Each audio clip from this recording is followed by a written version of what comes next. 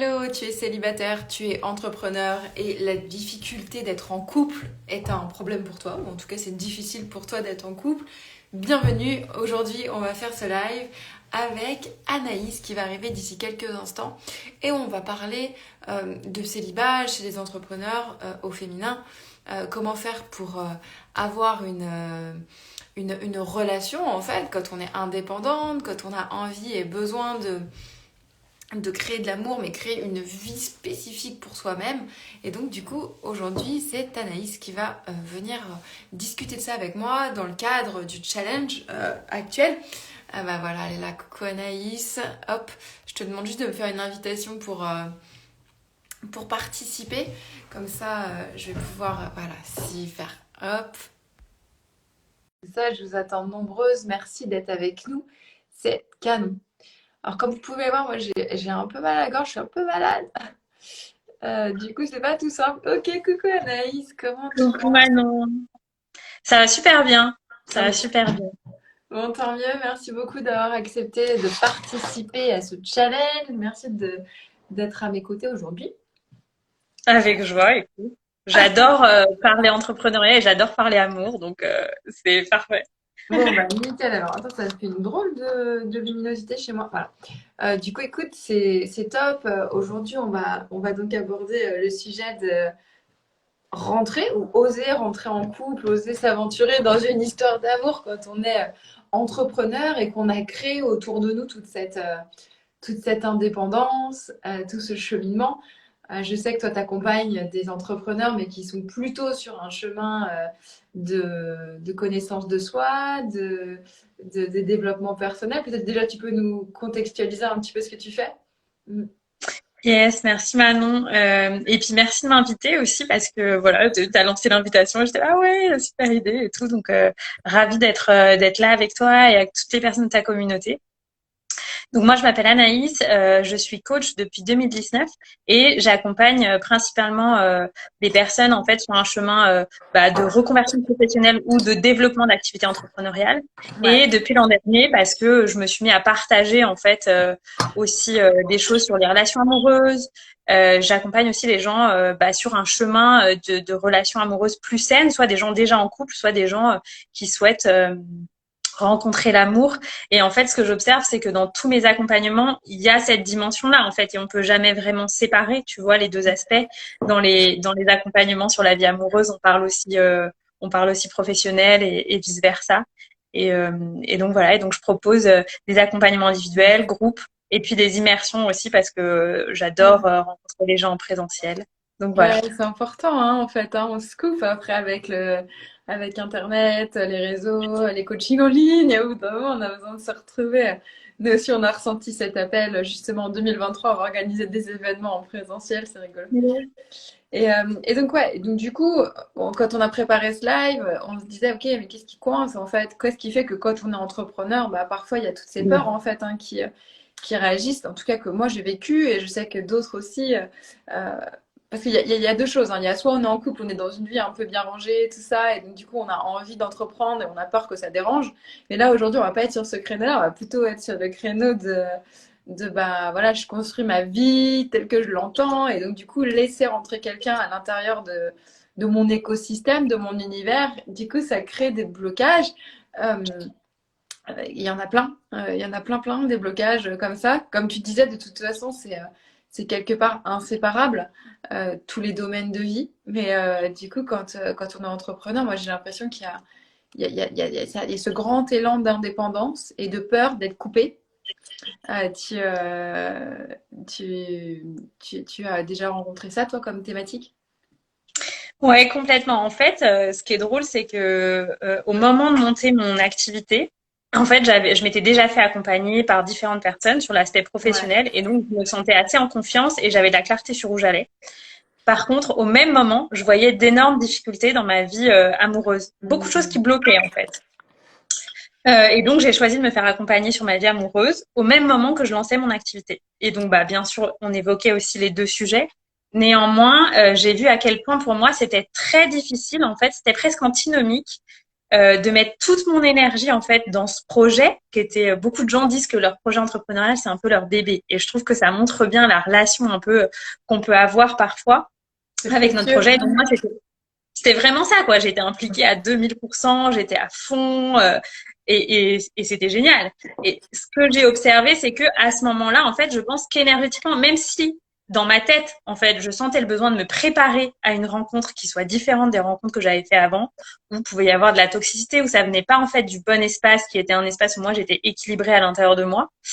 Bah, je pense que cet accompagnement, il m'a permis de me préparer, mais il n'était pas au bon timing pour me permettre de rencontrer quelqu'un. Donc j'ai rencontré quelqu'un presque 1 an et demi après l'accompagnement, je crois. Mais à un moment justement où en fait j'ai pris une décision à l'été 2021, j'ai pris la décision de me dire, OK, je lève un petit peu le pied professionnellement. Je me suis beaucoup, beaucoup impliquée dans ce projet pendant 2 ans.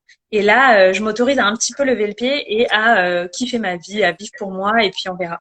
Et bah, en fait, j'ai rencontré mon compagnon 1 mois après ça, en fait. Tu vois, ça a été assez rapide le temps que je revienne de vacances, etc. Donc, c'est aussi une décision, je crois, que j'ai prise à un moment de pas mettre toute mon énergie et toute ma concentration. Je pense que j'étais assez fermée à autre chose énergétiquement, tu vois, à la rencontre, etc. Même si je voulais parfois m'expliquer le contraire en allant sur des applis de rencontre et tout. Euh, je pense que j'étais pas prête complètement et mon compagnon était pas prêt non plus. Il m'a souvent dit que même si ça avait été 2 mois avant, lui de toute façon il n'était pas prêt. Donc et on vivait dans le même quartier, donc on s'est croisés plein de fois pendant 2 ans avant, mais ni lui ni moi n'étions vraiment prêts.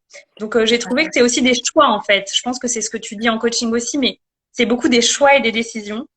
Je crois que j'ai choisi de me préparer en même temps que je lançais mon activité, puis à un moment j'ai choisi de faire de l'espace dans ma vie pour avoir une relation de couple, une vraie relation de couple comme moi je le voulais, parce que j'aurais pu avoir d'autres relations amoureuses, mais je voulais quelque chose de plus important, tu vois, quelque chose qui prenne de la place. Et donc c'est aussi assumer de donner de la place à ça dans son agenda, ce qui est assez difficile quand on est entrepreneur Mais parfois. oui, complètement. C'est sûr que ça nous demande plein de choses. Mais ouais, dans ce que tu dis, j'entends plein de choses. J'entends le choix conscient où tu te dis, OK, je vais investir sur ma vie amoureuse et donc du coup, je vais prendre ce coaching et tout ça.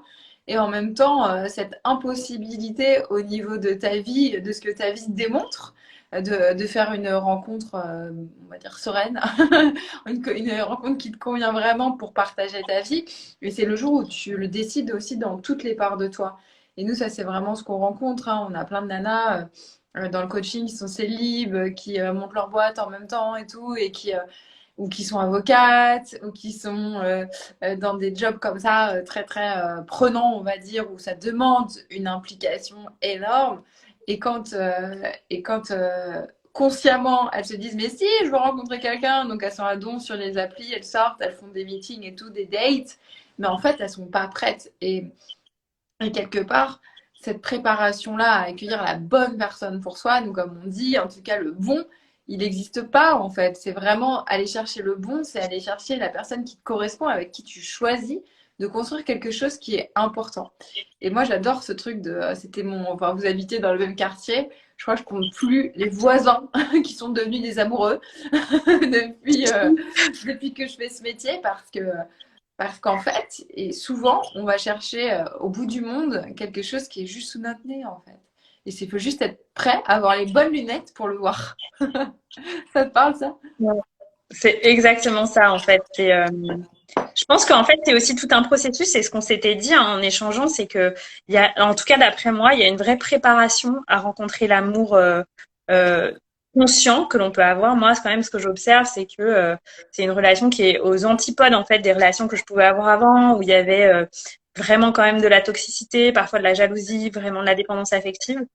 J'avais pris du temps pour me reconstruire moi, pour me rencontrer moi. Et puis ensuite, quand j'avais plus de temps et que je me sentais assez en sécurité avec moi et par rapport à tout ce qui pouvait se jouer dans ma vie, j'ai vraiment choisi de ramener encore plus de conscience dans ma vie amoureuse, au-delà du chemin que j'avais fait moi. Et en fait, beaucoup de gens font un chemin de développement personnel, mais ils prennent pas conscience qu'il y a aussi un chemin de développement relationnel presque, pour être vraiment, en fait, pour construire des relations différentes avec les personnes qui nous entourent et encore plus pour ce qui s'agit de l'amour, je trouve, en fait.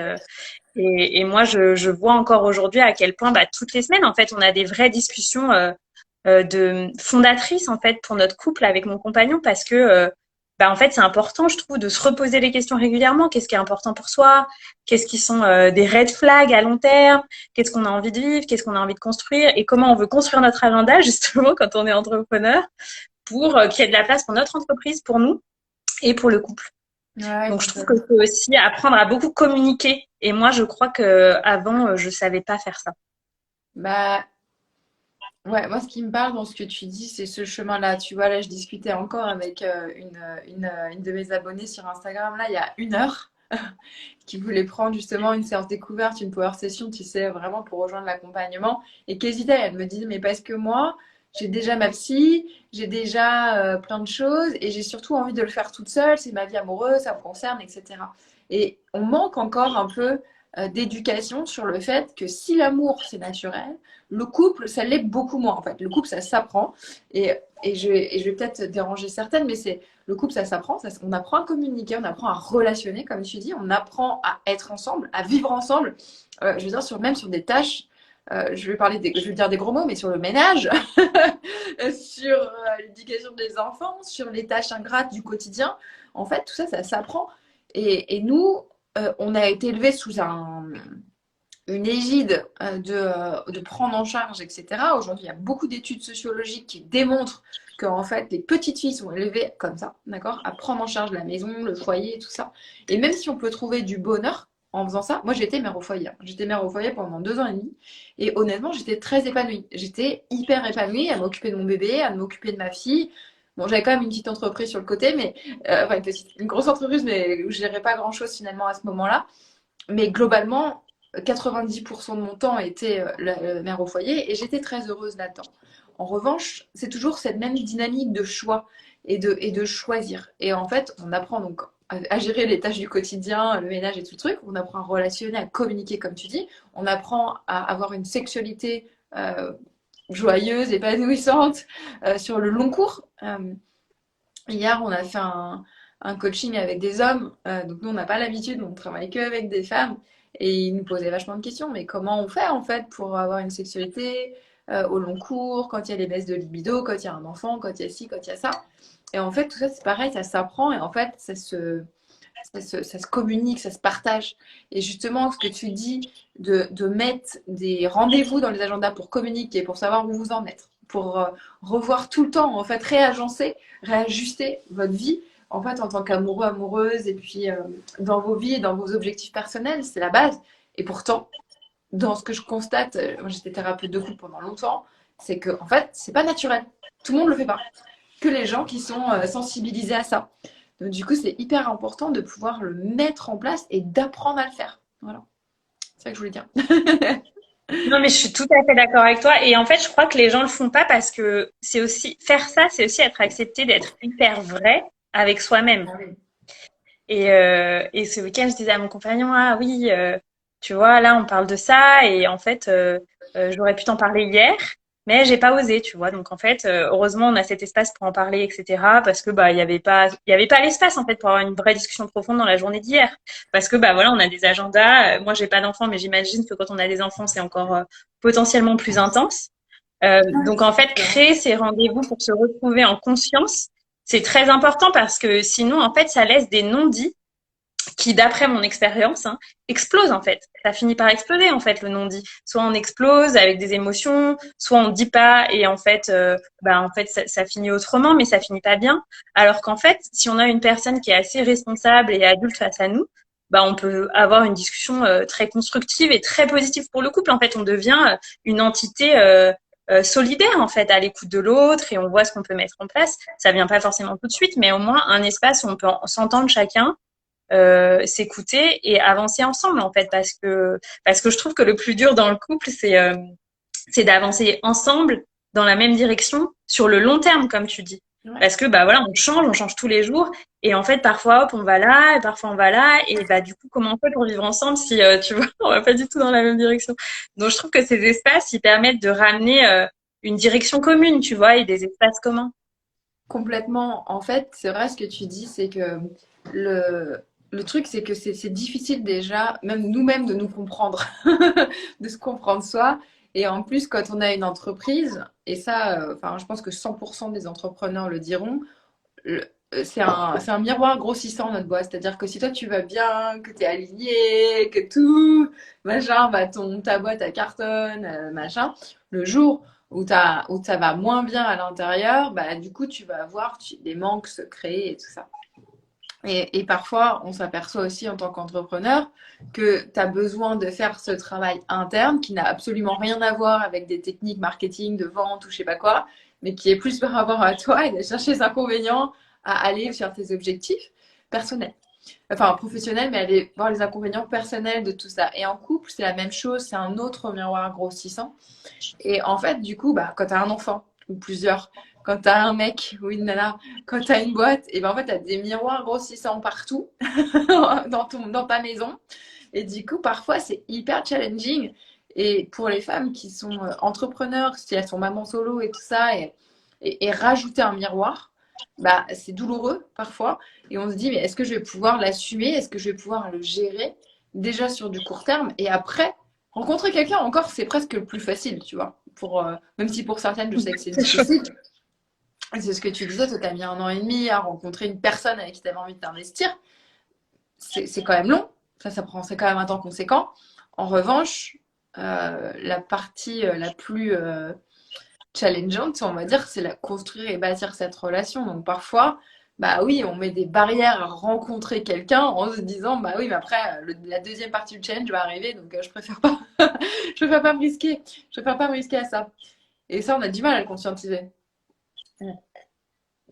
Ouais, c'est très très vrai ce que tu dis. Je trouve que c'est presque en effet deux dimensions différentes en fait. Ouais. Et parce que ça nécessite un engagement. Mais moi, ce sur quoi j'ai beaucoup, je pense, évolué et même pendant la relation, c'est que ça m'impliquait. En fait, quand on est entrepreneur, on est quand même assez dans une énergie yang, etc. Même quand on essaye d'équilibrer, d'être aussi dans une énergie féminine. Mais on est quelqu'un en général qui est assez autonome, qui aime beaucoup sa liberté, comme tu disais au début du live. On est presque surautonome en fait. Et donc c'est au-delà de la relation client, en fait, investir dans des relations qui peuvent prendre beaucoup de temps, c'est pas forcément un réflexe, et encore plus quand c'est amoureux. Et donc moi, ce que j'ai beaucoup appris en fait ces dernières années et dans le cadre de la relation, c'est d'apprendre à recevoir en fait. Oui. Parce que en tant qu'entrepreneur, on est très habitué à donner à ses clients, à donner aux personnes avec qui on collabore, avec qui on travaille, etc., aux personnes de notre équipe. Et en fait, apprendre à recevoir, ça a été moi un grand challenge vraiment presque toute la première année de ma relation en fait. De me dire que j'avais le droit de recevoir de l'aide, de me dire que j'avais le droit d'avoir une présence vraiment soutenante avec moi, qui soit pas quelqu'un de mon équipe, mais qui soit quelqu'un qui est juste là pour m'écouter, pour me soutenir par rapport à ce que je vis. Voilà, quelqu'un qui peut me rendre des services, quelqu'un avec qui c'était vraiment en fait de me connecter au recevoir. Et je pense que c'est aussi quelque chose qui se ressent, comme tu disais, bah, ensuite dans l'entreprise. Parce qu'en fait, quand énergétiquement on s'autorise à recevoir beaucoup plus dans sa vie privée que ce qu'on s'autorise à recevoir avant, ça a aussi un impact en fait sur notre entreprise, sur nos clients, etc. On peut passer des caps en fait en termes de business. Et pour moi, ça a été ouais, de connecter beaucoup avec ma petite fille, avec mes blessures, de me dire que j'étais en sécurité de recevoir et que j'avais pas besoin de me sentir redevable et qu'il y aurait pas de manipulation après, etc.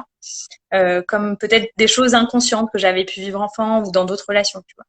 Ah oui, Donc, je merci sais de pas ramener toi ça. il y a des choses que tu as observées qui débloquent en fait la capacité à accueillir quelqu'un quand on est entrepreneur. Mais moi, je sais que c'est beaucoup ce que j'ai travaillé en fait, accueillir le recevoir.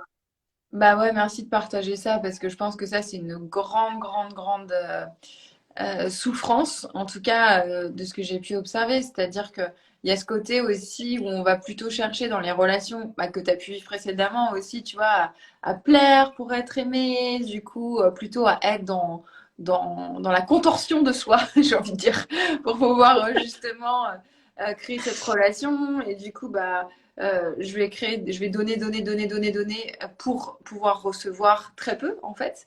Et du coup, le moment où en fait vraiment on me donne de manière presque inconditionnelle, du coup, j'ai pas l'habitude et j'ai l'impression que c'est toxique pour moi. Et même, j'ai envie de dire, on va parfois même créer des relations toxiques, alors que le mec n'est pas forcément toxique hein, du tout, dans cet espace-là. Et du coup, bah oui, travailler sa capacité d'accueil comme tu l'as fait, donc bah comment par du coaching, par justement de la libération de, enfin, je pense que déjà aussi, nous, en tant que femmes, on a une grosse blessure dans l'égrégore féminin, on va dire, euh, pour, euh, pour, euh, pour tout ça, hein, pour tout le recevoir, parce qu'on a énormément donné et on n'avait pas le droit de demander ou c'était pas du tout dans les mœurs, c'était presque interdit en fait. Par exemple, si on parle dans la sexualité, on n'avait pas le droit d'avoir d'orgasme, on n'avait pas le droit de, de revendiquer sa voix et tout ça. Donc on a un énorme travail à faire qui se passe. Enfin, je pense que c'était déjà la génération de nos parents, mais nous, on est à fond dedans là, donc c'est génial. Il y a quand même beaucoup de nanas qui prennent leur voix, qui la portent, qui prennent leur place, qui montent des entreprises, voilà. Moi, je sais que ma grand-mère était déjà entrepreneur, elle a monté un business très florissant. Ouais. Ouais, tu vois, et du coup, J'adore. ouais, et du coup, et quand son mari a arrêté de travailler avec elle, parce qu'il s'était blessé, enfin bref, ben, du coup, elle a explosé son entreprise. Ma mère, c'est pareil, quoi. Son mari l'a quittée, elle a pu exploser dans son business et tout ça. Et du coup, c'est rigolo de voir que, en fait, c'était l'émancipation des hommes qui sont partis de leur vie, qui leur ont permis de fleurir. Et du coup, bah, moi, je pense que aussi, on a tout un travail générationnel d'ancrage à redéfinir les lignes. Et moi, quand tu dis, voilà, bah, mon mec, il me soutient. Il est dans un univers où en fait il m'apporte de l'aide inconditionnelle, et il est juste soutenant, il m'écoute, il est machin. Bah, du coup, créer ça, c'est un trésor en fait. C'est vraiment un trésor. Et je pense que si tu y arrives, c'est aussi parce que tu t'es permis ça. Et ça, c'est en se faisant coacher, hein. Il y a pas d'autre solution pour moi, hein. Enfin, ou alors en vivant des épreuves initiatiques, voilà.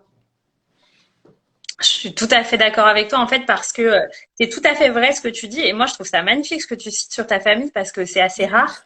Moi c'est pas du tout les exemples que j'avais autour de moi, même encore aujourd'hui, tu vois, des situations de couple comme celle que je vis, bah, j'en ai pas beaucoup autour de moi, tu vois, et en fait, je pense que ça a été déjà une autorisation de se dire que c'était possible, en fait, que j'avais le droit d'avoir une entreprise qui fonctionne bien, qui est prospère, et j'avais le droit en même temps d'avoir une relation amoureuse super épanouie pour laquelle j'ai du temps, et j'avais le droit d'avoir une relation amoureuse soutenante en lien avec mon entreprise, et que tout ça pouvait être dansé ensemble, et avoir aussi de l'espace bah, pour mes amis, pour ma famille, etc. En fait, tout ça, je crois que c'est des autorisations qu'on se donne, et souvent, quand on lance son activité, je pense qu'il y a des espaces quand même de peur, peur de l'échec, peur du manque, etc. Et du coup, ça nous ferme un peu, je pense, énergétiquement. Ouais. Et ça nous met dans une dynamique où on est voilà, très engagé, mais ce qui est positif aussi. Hein. Mais je crois qu'en fait, c'est une autorisation à envisager qu'autre chose est possible et qu'on a le droit de tout avoir. Il y a ça qui me venait ce matin avant de me connecter au live. Je disais, en fait, le message, c'est qu'on a le droit de tout avoir. Tu vois, on a le droit d'être entrepreneur à succès, d'avoir une entreprise qui fonctionne bien, plein de clients et d'avoir une vie amoureuse à laquelle on peut consacrer du temps et qu'on construit en fait petit à petit chaque jour avec la personne. On a le droit de tout avoir en fait. Des Exactement. enfants avec qui on s'entend bien, enfin voilà. Moi, je rajouterais, en fait, tu peux tout avoir, mais pas tout en même temps. Et ça, c'est hyper important aussi, parce que nous, je sais pas comment ça se passe dans tes... Enfin, pas tout en même temps, pas tout en même temps, mais une chose à la fois et qui s'acquiert. Et je pense on est aussi victime de l'impatience souvent. Et du coup, on a envie que tout arrive au même moment, par peur aussi que ça n'arrive pas. Je pense qu'il y a un petit peu ça derrière l'impatience. Et oula, j'ai un petit moucheron. Attends, laisse-moi tranquille. Et du coup, on, on- on se perd là-dedans. Et je pense que c'est important. Et moi, ce que j'ai adoré dans ton témoignage, c'est ce truc de bah oui, ça a mis 1 an et demi à arriver. Parce qu'en attendant, je crée ma boîte. Et en fait, d'abord, je t'ai investi dans la boîte. Après, tu as investi dans ton amoureux. Après, tu vas investir dans des projets. Après, tu vas. Et en fait, c'est ce truc-là, en fait, où ça prend des années. Et souvent, on a cette sensation de se dire, ah, ok. Et puis, je pense que mine de rien, toutes les promesses faites sur les programmes qu'on peut revoir sur Internet, en 3 mois, t'as ci, en 2 mois, t'as ça, tu perds du poids en 2 semaines, tu fous. Et en fait, je pense qu'on se perd dans ces notions de rapidité, alors que c'est OK de se dire, bah OK, moi, je sais pas, sur les 5 prochaines années, je veux monter une boîte, être indépendante financière, rencontrer un amoureux et avoir un enfant et mettre 56 ans. Mais ça fait, c'est pas vendeur, hein. Mais mais il y a ce côté aussi où ça prend du temps en fait de construire les choses et c'est juste. C'est juste. Ouais. Merci de ce partage parce que comme tu dis, c'est pas vendeur, etc. Et je pense que c'est vraiment vrai. Moi, dans les personnes que j'accompagne sur des process de reconversion professionnelle, je leur dis toujours, en fait, c'est des process longs. Moi, je Ouais. l'ai vécu. J'étais avocate, comme tu disais avant. Donc, je sais ce que c'est, en fait, un process de reconversion professionnelle. Je sais que c'est long. Donc, on va au rythme, en fait, des personnes. Et pour la rencontre amoureuse, personnellement, je pense que c'est pareil parce qu'en fait, on a tout un système de croyances, comme tu disais, à renverser pour se rendre compte qu'on peut complètement redéfinir nos relations amoureuses, mais ça va à l'encontre de tout ce qu'on reçoit au quotidien, dans les films, dans les chansons, dans les livres, etc. Il y a quand même pas beaucoup d'exemples de relations conscientes et vraiment construites en conscience, en fait, autour de nous. Et donc, pour moi, ça a été aussi un chemin, en effet. Et comme tu dis, c'est des étapes. En fait, je me suis d'abord concentrée sur le lancement, et puis en même temps, je disais beaucoup de choses sur l'amour, mais voilà, les choses se sont faites et c'est cyclique. Et moi, je ressens beaucoup les énergies des années, tu sais, en numérologie. Et voilà, je pense que c'était une année de beaucoup de décisions pour moi se passent au moment de mon anniversaire. Et voilà, au moment de mon anniversaire, je disais, ouais, maintenant je fais de la place à juste être dans ma vie. Mais par contre, j'avais un peu renoncé, c'est-à-dire que je me mettais plus une attente ou une obligation d'être en couple. Ce qui avant euh, avait été quand même un process pour s'en libérer, tu vois, de pas me Ouais. sentir pas bien de pas être en couple, de pas me sentir coupable par rapport à ce que la société peut renvoyer quand tu as 35 ans, tu es célibataire et tu es une femme. Il y a un moment, pareil, j'ai pris une 20, de me dire, bah, en fait, ma seule question serait d'avoir des enfants ou pas. La vie, c'est mieux que moi si c'est mon juste chemin. Et en fait, je me libère de ça. Donc, en fait, j'avais plus de pression sur le timing. J'avais encore une pression sur rencontrer quelqu'un. Et ensuite, à l'été 2021, j'ai aussi enlevé ça. J'étais là-bas. En fait, moi, je kiffe trop ma life, en fait. Donc, c'est pas grave, tu vois, ça vient pas, c'est pas là, c'est pas grave. Et donc, sur le moment, j'ai lâché prise. Et c'est, je pense, le lâcher prise qui aussi a permis une ouverture énergétique. C'est quand j'ai arrêté d'attendre qu'il y ait ça dans ma vie pour me sentir à 200% épanouie, que j'ai pu accueillir ça parce qu'en fait, j'en avais pas besoin, j'en avais juste envie. Ouais. Ce truc de justement lâcher le fait qu'on va être comblé quand tu auras tant de clients. Le fait d'être comblé quand tu auras un mec, quand tu auras des enfants, etc. Mais en fait, ça, c'est des fantasmes. C'est des illusions qui fonctionneront jamais. Euh, tu vois, alors ça, moi, pour le coup, je l'ai vraiment vécu quand j'ai rencontré Lucas. J'étais vraiment dans cette dynamique de, tu vois, par exemple, je vais te raconter ça, je sais pas pourquoi, ça me vient. Donc moi, j'étais célibataire et il y avait un de mes meilleurs amis qui était venu à la maison et je lui disais, tu vois, on était très amis avec Lucas au départ. On se tournait un peu autour, mais très amis, voilà. Et je lui avais dit, en fait, moi, il me faudrait vraiment un mec comme Lucas, quoi. Mais vraiment. Et du coup, mon pote, il me dit, mais pourquoi pas Lucas, du coup? Je me dis, bah non, pas Lucas, c'est un ami, rien à voir, tu vois. Et quand on s'est rencontrés, j'avais la sensation que c'était tellement parfait qu'il venait combler beaucoup de vides chez moi. J'étais super malheureuse à l'époque. Et du coup, il venait énormément combler ces vides et tout ça. Et en fait, c'était très marrant parce que du coup, on a vécu à distance pendant presque 2 ans. Et du coup, en fait, c'était absolument impossible. On essayait de voir tous les moyens de vivre ensemble. On n'y arrivait pas. Tout le temps, c'était bloqué. C'était tout le temps, tout le temps, tout le temps bloqué. Et j'ai compris après, donc des années plus tard, que en fait, cette relation qui est restée à distance pendant autant de temps, bah, était hyper importante parce que sinon, je pense que je me serais fondue dans le couple et j'aurais pas pu prendre ma vraie place. Et du coup, même si c'était douloureux de se quitter sur le quai de la gare quasiment toutes les semaines, enfin, tu vois, c'était hyper dur et on se disait, oh là là, bientôt on arrêtera de vivre ça. Et puis ça durait, ça durait, ça durait. Mais ce truc de, ok, je prends ma place et en fait, je suis complètement pleine et du coup, là, je peux accueillir quelqu'un dans ma vie. Et ça, c'est rigolo parce que on aurait la sensation, moi, on me dit souvent ça, mais j'ai des attentes. Euh, je cherche quelqu'un avec qui faire ci ou ça. Et en fait, non, c'est ce moment où tu kiffes trop ta life, justement, comme tu dis, où tu es super bien, que là, tu peux accueillir quelqu'un qui lui-même, en fait, est complet.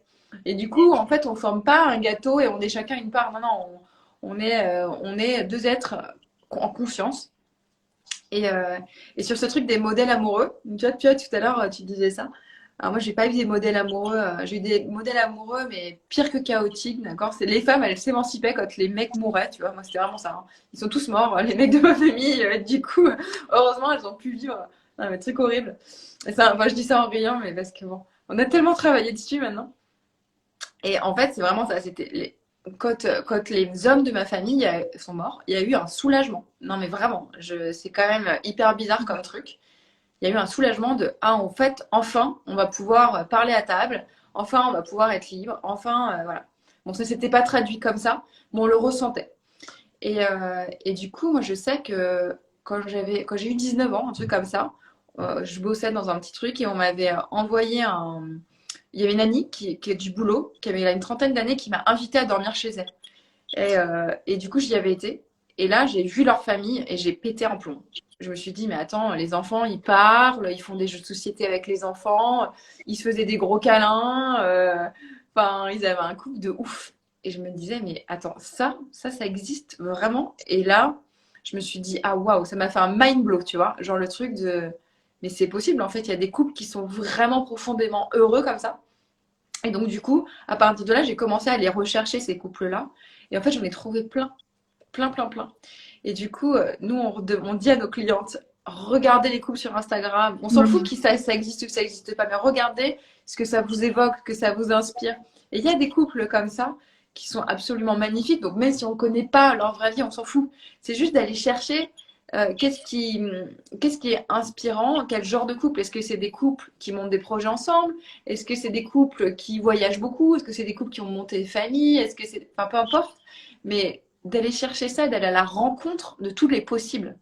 Et quand tu l'as trouvé, une première fois, tu peux le reproduire. Ou en tout cas, l'affiner pour toi, tu vois. Je sais pas si tu avais trouvé des exemples, toi, comme ça, pour toi, de choses qui. Si, je crois, j'avais fait cet exercice de me demander quels couples sont inspirants et je me Ouais. souviens que ça avait été un peu challengeant, mais j'ai quand même rencontré, je crois que tous les ans, en fait, notamment en voyage, je rencontre des couples qui m'inspirent, tu vois, et même assez jeunes, en fait. Je me souviens d'un voyage en Grèce à 18 ans, j'avais rencontré un couple super inspirant. Et donc, en fait, je crois que oui, ce qui est intéressant, c'est de se connecter à ce qui nous inspire chez eux. Parce que, comme tu dis, il n'y a pas besoin que tout le couple soit parfait parce que ça Mais ouais. n'existe pas et que tout nous inspire chez eux. Mais parfois, c'est juste un regard, c'est une façon de se toucher, c'est une façon de créer des choses ensemble, c'est une façon de communiquer, c'est une façon de rire.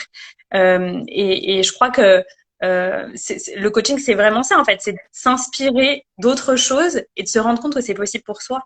Et en amour, c'est vraiment très, très important, en fait, parce que je pense qu'on a imprégné des choses tellement profondes dans notre enfance qui peuvent être positives ou négatives. En fait, c'est pas le sujet, mais se rendre compte qu'on peut déprogrammer ça, c'est Ouais. super puissant et recréer autre chose. Et moi, je pense que quand je t'écoutais, je me disais, quand tu disais cet espace plein, bah moi, en fait, si je prends les deux longues relations que j'ai eues avant cette relation-là, en fait, c'était à chaque fois des relations qui ont débuté dans des espaces où j'étais profondément mal, en fait. Ouais. Des espaces où j'étais dans des espaces quasiment dépressifs, tu vois. Et donc, forcément, même s'il y a eu des choses magnifiques dans ces relations, il y a eu aussi des choses vraiment difficiles, en tout cas pour moi. Mais parce que, en fait, ça venait d'un espace où je cherchais inconsciemment, je cherchais un sauveur. Tu vois, je cherchais une bouée de sauvetage, en fait. Parce que je savais pas à l'époque me faire accompagner, je savais pas écouter mes émotions, je savais pas qui j'étais. Et donc, tout ce travail que toi, t'as fait en étant à distance, en fait, avec Lucas, c'est aussi savoir être avec toi. Et il y a un moment de ma vie où je me suis vraiment rendu compte de ça quand j'ai pris un job d'avocate qui était un peu moins intense que le premier que j'avais. Et en fait, quand je rentrais chez moi le soir, bah, j'étais seule. Et je me rendais compte de ça parce qu'avant, je travaillais super tard le soir, ou je sortais, ou tu vois, mais en fait, j'étais jamais chez moi le soir. Bah Donc ouais. là, j'ai appris à être avec moi, en fait. Pas que être la fille au travail, être la fille dans le métro, être la fille avec les amis ou la famille. Juste me dire, OK, en fait, je peux passer 2 jours toute seule chez moi, je peux passer tous les soirs toute seule chez moi pendant une semaine, et c'est pas grave, et c'est pas, ça me rend pas triste, et c'est OK que je sois seule avec moi. Et en fait, enfin, moi, personnellement, avant mes 30 ans, en fait, j'avais jamais vraiment expérimenté ça. Soit parce que j'étais tout le temps avec des amis, soit parce que j'étais tout le temps avec mon compagnon, soit parce que Ouais, je qui vivais avec comble. la personne. Mais en fait, j'avais jamais été vraiment seule, en fait, tu vois, ou un petit peu, on va dire, mais pas beaucoup. Ouais. Et je trouve que ça, c'est une fondation, en fait. Se dire que on peut se sentir en sécurité avec soi-même, c'est la base, en fait. Parce que du coup, on va plus chercher enfin, c'est le premier step pour ne plus chercher à combler le manque, en fait. Avec Hmm. qui que ce soit. Parce qu'on peut combler le manque avec plein d'amis, avec la télé, avec des séries, avec, Oui, c'est expérimenter ce truc de justement laisser le silence dans la maison, être avec un petit carnet, pas se tomber dans le puits Instagram, hein, tu vois. Et même si ça arrive quelques minutes, c'est se dire, ok, non, mais là, je suis juste là en fait. Et Mm. justement, éteindre la télé, éteindre, juste laisser un peu de musique, pourquoi pas, mais pas être avec un podcast, pas être juste être dans sa tête. Et c'est vrai que ça, c'est expérimenté et c'est génial. Et moi, je sais que j'ai besoin de ces moments-là, même en couple. Et du coup, tu vois, moi, je pars régulièrement avec la petite vu qu'elle reste seule ici. Moi, j'ai besoin d'espace quasi quotidien à la maison où il n'y a personne dans la maison. Et du coup, bah, on met des choses en place pour ça. Et même si c'est pas, par exemple, ça fait partie des discussions houleuses de mais attends, tu peux me virer de la maison, machin. Bah oui, mais moi j'ai besoin de ces espaces-là, donc comment on les crée? Et voilà, c'est bête, mais par exemple, il part plutôt au sport, ça me laisse une heure, ça me laisse une heure tranquille. Euh, Quand la petite elle est à l'école ou des choses comme ça en fait. Et du coup, c'est indispensable d'avoir ces moments avec soi et particulièrement quand on crée des entreprises parce que c'est les moments où on va être le plus créatif en contemplation en fait de notre propre univers. Mhm. En tout Ouais. cas, merci beaucoup d'être venu. Je crois qu'il me semble que tu dois partir à 45. Yes, j'ai un rendez-vous, ouais. J'ai un rendez-vous client justement avec une personne que j'accompagne sur ces deux aspects-là, en fait, le pro et le perso. Et c'est drôle parce elle m'a dit il y a pas très longtemps, j'ai du mal à assumer que je veux vraiment travailler sur ma vie amoureuse avec soi. Tu vois, donc je lui Ouais, ai dit, moi, ouais. c'est bon, c'est bizarre. Mais c'est drôle, hein, comme c'est juste ça, c'est une autorisation. Donc merci à toi aussi de vraiment partager sur ça pour montrer aux gens que en fait on peut s'autoriser à être accompagné pour changer sa vie amoureuse en fait. Ouais. En fait, il y a vraiment cette. Mais je le constate de plus en plus. Je le savais déjà, mais là, en ce moment, la vie me montre que c'est vraiment ça. Qu'en fait, comme tu dis, on ne s'autorise pas à travailler sur sa vie amoureuse parce que c'est censé être normal. Donc, du coup, on se dit qu'on va y arriver toute seule. Et pour autant, bah, tu vois, là, je lisais. Attends, c'est combien de couples? C'est 70 couples divorcent, en fait. 70% de couples divorcent et 75% des demandes sont faites par les femmes parce qu'en fait, elles ont plein de dos. Donc, du coup, c'est hyper intéressant d'aller justement travailler sur soi et particulièrement en tant que femme pour s'autoriser à vivre le couple qu'on souhaite vraiment. Et si on est capable de divorcer, je pense qu'on est aussi capable de créer l'amour comme on le souhaite profondément. Voilà. Bon, bah, Exactement. ouais. Merci. On va conclure là-dessus. Faites-vous accompagner sur Yes, l'amour, hein. yes. Ouais, exactement. C'est vraiment important. Et enfin sur tous les aspects en fait, parce que tout est Oui, lié quoi. Donc, évidemment. Ben, en tout cas, merci génial. Anaïs d'être venue, de ta Merci, présence, ton Manon. partage, ton témoignage. C'était super. Yes. Merci à toi d'ouvrir ces espaces en fait pour témoigner. Et si les personnes qui sont entrepreneurs se sentent appelées, je crée un sommet. Donc il y a un sommet qui a lieu dans 15 jours. Donc si les personnes sont intéressées, elles peuvent rejoindre le sommet. On partagera surtout sur l'entrepreneuriat, mais peut-être ça donnera des déclics sur le reste. Voilà. Bah grave, merci beaucoup de ton partage et à bientôt Anaïs, ciao. Bye Manon. Ciao. Bye.